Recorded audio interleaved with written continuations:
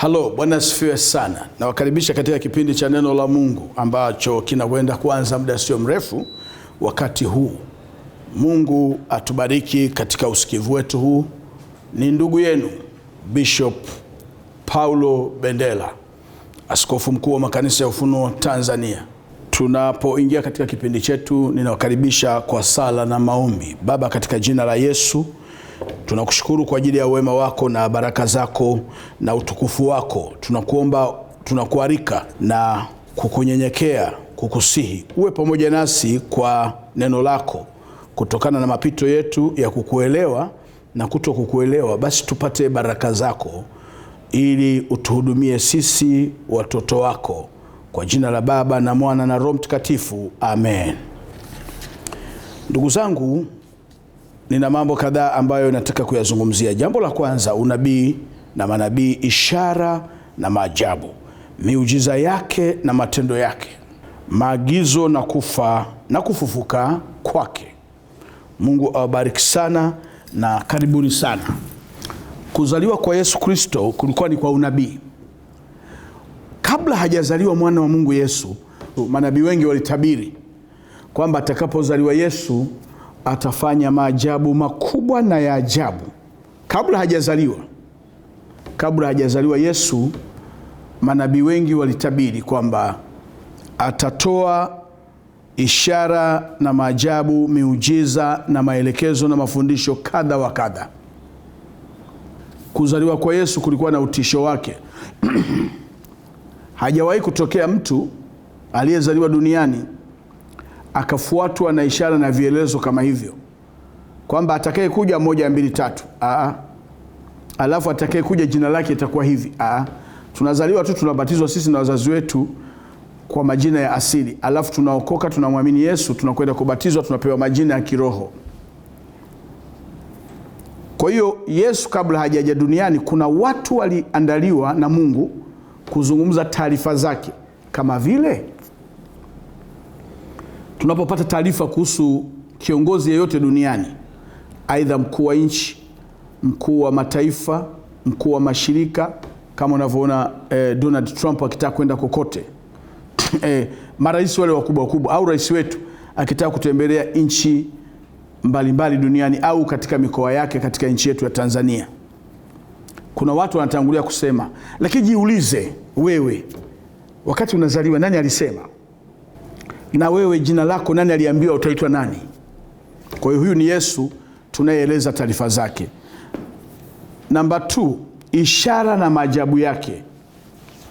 Anatema mate chini, anampaka mtu anapona.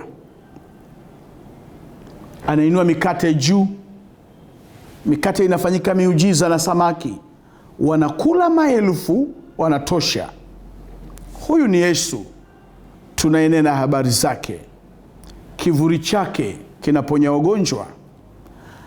Anaingia baharini, watu wanakaribia kufa, ananyosha tu mikono, upepo ule anatembea juu ya maji. Huyu ni Yesu. Lakini pia miujiza yake na matendo yake, anageuza maji yanakuwa divai. Anamfufua Lazaro, kumfufua Lazaro aliyekufa na akazikwa, yuko kaburini siku 4. Huyu ni Yesu, miujiza yake hiyo. Anatakasa wenye ukoma, alafu anawaeleza mimi na Baba tu kitu kimoja. Lakini pia Yesu huyu ilifikia hatua wakamkamata, wakamdhihaki, wakamkufuru, wakamtukana, wakasema huyu ni Freemasoni, nguvu za giza, ni mapepo. Wakamuua. Akamwambia mimi nitakufa, lakini siku ya 3 nitafufuka. Na kweli akatoka kaburini. Wewe mwenzangu na mimi, utakapokufa utatoka kabla ya ule ufufuo wa wafu wa Yesu mwenyewe kutufufua. Wahubiri wakubwa duniani unaowafahamu, nani amefufuka? Na kukatokea taharuku. Mwisho akaagiza kwamba sisi tutakapopokea uwezo wake tutavikwa nguvu zake na uwezo wake, lakini tukapewa jina lake. Nilichokuwa nataka kuwasihi Watanzania wenzangu na Wakristo wenzangu duniani over the world, tusihukumiane kwa maagizo ya Yesu, matendo yake na ishara zake. Mara huyu anatumia maji, mara huyu anabariki chumvi. Jamani, tunapotukana tusiwaguse Wakatoliki. Wakatoliki ndio dini mama, wanatumia maji ya baraka, na Yesu amesema mimi ndio chemichemi ya maji ya uzima. Wanatumia chumvi, wanatumia majivu. Tusikufuru. Tusikufuru hata dini hizi kubwa, Orthodoxy, KKT, hata Waislamu tusiwahukumu, tuwaelekeze kumgeukia Yesu.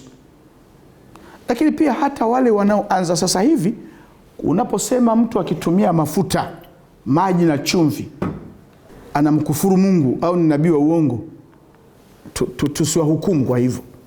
Kwa sababu wewe tu umepewa jina. Sisi wote tumepewa jina. Biblia imeandikwa tumepewa jina lipitalo majina yote, tumepewa. Lakini jina hilo sio letu, ni la mwenye nalo aliyezaliwa na yeye akaitwa. Wewe umezaliwa mwenzangu, wewe umezaliwa unaitwa jina lako la Mwanamalundi, Ng'ambo ya Lohweke Nuhi, Paulo, unaitwa jina lako na wazazi wako. Yesu amezaliwa na jina hilo. Ametema mate pu, akampaka mtu mwenye jina lake. Wewe una majina mawili, una jina la ukoo na jina la kwako. Kwa hiyo unasumbuliwa na vitu hivi viwili. Jina la Mungu kupitia Yesu linapambana na wewe kukuelekeza, lakini na lile jina la ukoo, mamizimu, linaelewa kwamba ukitumia maji kumwagilia mtu hivi atafunguka. Kwa hiyo lile jina la ukoo linakuzuia. Mwenye jina amesema mimi ni chemichemi ya maji ya uzima. Ukichukua kwa jina la Yesu ukasema pokea, maana yake shetani anaogopa, anataka uombee watu wachache. Musa alipiga fimbo, bahari ikapasuka. Elia na nani wale manabii waliweka bariki chumvi, mauti ikatoka. Jamani, vita hii inatoka wapi? Tufundishe tu neno kila mtu atakavyofunuliwa, lakini vita hii kutukanana, watu wanaelewa kwamba huu ni ugomvi wa kuishiwa waumini kwa ajili ya maslahi ya sadaka. Kwa hiyo ni muhimu sana kuelewa. Yesu mwenye jina lake ametema mate chini tu. Mwenye jina lake, wewe umepewa hilo jina, sio lako. La kwako wewe ni Mwananuhi Malundi. Umeitwa Mwanamalundi, umeitwa Sauli, na umetesa waumini huko na kuwasulubisha. Sio lako, ila umekilimiwa hili jina kwamba pokea hili jina basi likusaidie hilo la kwako dhaifu. Tumia hili, ila lina mwenye nalo. Atakaposhuka ataitwa Yesu mwana wa Mungu, na ninyi aliwapa hilo jina mlitumie kuondoa hizo shida za watu. Sasa unakuwa na akili kuliko mwenye jina, unakuwa na mamlaka kuliko mwenye jina. Mwenye jina ametema mate, wewe unakataa chumvi, unakataa maji. Mwenye jina ametema mate, mwenye jina. Jina linatosha. Kwani kuna mtu asiyejua kwamba jina linatosha? Jina linatosha ndio. Mwenye jina ametema mate. Analo jina na anatema mate. Analo jina, anageuza mikate, anawapa watu wale. Angesema tu kila mtu akasikia samaki tumboni, mikate, basi. Mwenye jina huyo. Lakini anasema kuna mtu ana mikate, kuna mtu ana samaki, nibariki. Huyo ni mwenye jina lake. Mwenye jina lake alitembea juu ya maji. Mwenye jina lake aliyekufa akafufuka. Wewe unasema una jina kuliko Yesu. Umekufa ukafufuka. Unahisi ukifa utafufuka siku ya 3? Kama mna mechi na Yesu, ukifa utachukua siku ngapi kufufuka? Tuna wahubiri wakubwa ndugu, wamekufa. Nani katika dunia hii sasa hivi anaweza kuwa mhubiri kuliko T.L. Osborne? Nani mhubiri anaweza kuwa mhubiri mkubwa zaidi sasa hivi kuliko John Wesley, wakina Wycliffe, wakina William Branham, wakina Petro, wakina Paulo? Wewe unafurumuka tu hapo maeneo ya Chalinze. Nina nguvu za Mungu wapi? Paulo mwenyewe amekufa hadi leo. Tutafufuka pamoja naye. Alitumia vitambaa hivi. Anatumia wagonjwa na jina la Yesu. Kwani Paulo alikuwa ajua kama jina la Yesu linatosha? Jina la Yesu linatosha, ndio. Jamani, jina la Yesu linatosha kuliko majina yote. Lakini mwenye jina lake ametema mate tu. Mwenye jina, na mwenye jina lake ameteswa msalabani mwenye jina. Akawaeleza, mmenitesa, hili jina lina nguvu, nitafufuka baada ya siku 3. Huyo akafufuka. Anakaa na watu, alipobariki mkate wakajua huyu si ni Yesu. Wewe ulipokaa na watu, nani alikushtukia kwamba huyu si ni askofu fulani, huyu si ni mtume, huyu si ni nabii? Na kuna mtu alikushtukia? Kushtukiwa kwetu ni kwenye matuhuma mbalimbali tu ya kashfa.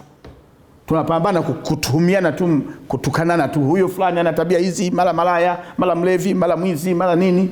Hayo ndio matuhuma tunayoshtukiana nayo. Lakini mwenye jina lake anafufuka, anakula na watu wanamwambia, amebariki chakula, tumegundua huyu ndiye Yesu. Mwenye jina lake anafika kwenye maji, anageuza maji kuwa divai. Ni mwenye jina lake. Huku anajua yeye ni chemichemi ya maji ya uzima.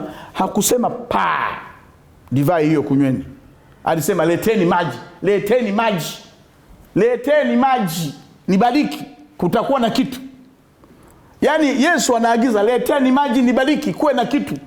Mtu anaagiza maji, leteni maji nibariki, kutakuwa na muujiza, unakataa. Mwenye jina lake anaagiza, wewe unakataa. Ndugu zangu, lengo langu na wito wangu, tusitukanane na kudhihakiana.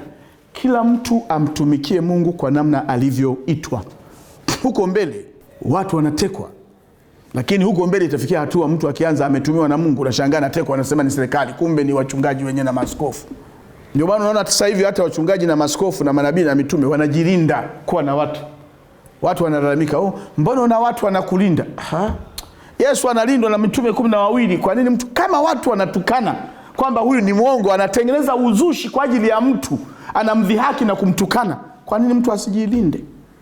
Ndugu zangu wa Kristo wa Mungu Baba, ibada ya wiki hii, tumeagiza ibada ya wiki hii itakuwa ni ibada ya kufungua. Kama alivyosema Yesu, wale waliofungwa kwa minyororo ya nguvu za giza tutawafungua, lakini tutaweka ishara ya kufungua basi. Hata wewe mahakamani hutahukumiwa bila document.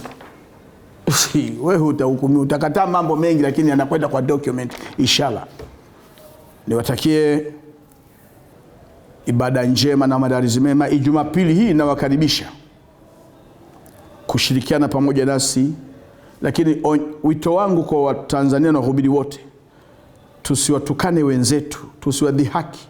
Tuhubiri tu injili ya Yesu. Hubiri kama dini yako ilivyokuelekeza, usibadilishe. Sasa hivi watu hawahubiri kutukana waganga, wachawi na washirikina. Imekuwa ni wahubiri wa siku hizi. Wewe umekuwa ni rafiki wa waganga na wachawi siku hizi. Ondokana na hilo neno. Hebu rudi kwenye kile kitu ulichokuwa unakifanya tangu mwanzo. Endelea nacho na Mungu wetu akubariki. Kwa jina la Baba na Mwana na Roho Mtakatifu. Amen. Mungu awabariki sana.